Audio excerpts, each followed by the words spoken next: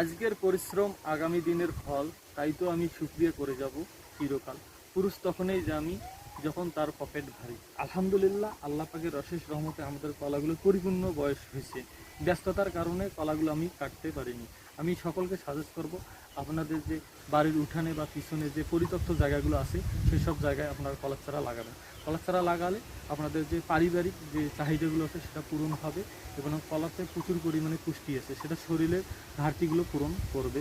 আর আসলে আপনারা বাজারে যেসব কলা ক্রয় করেন বা বিভিন্ন ধরনের ফল ক্রয় করেন, সেসব ফলে প্রচুর পরিমাণে ফরমালিন যুক্ত রয়েছে। আসলে ফরমালিন মুক্ত কোনো ফল আপনারা বাজার থেকে কিনতে পারবেন না। তাই বাংলাদেশ হচ্ছে কৃষি প্রধান দেশ। তাই আমরা সবসময় কৃষির সঙ্গে জড়িত থাকার চেষ্টা করব। আমরা যে যাই করি না কেন, কেউ ব্যবসা করে, কেউ চাকরি করে, বিভিন্ন ধরনের কাজের সাথে মানুষ জড়িত। আমরা চেষ্টা করব যে বিভিন্ন ধরনের ফল লাগানোর চেষ্টা করবো, সেটা দিয়ে আমাদের পরিবারের যে পারিবারিক চাহিদা সেটা পূরণ হবে।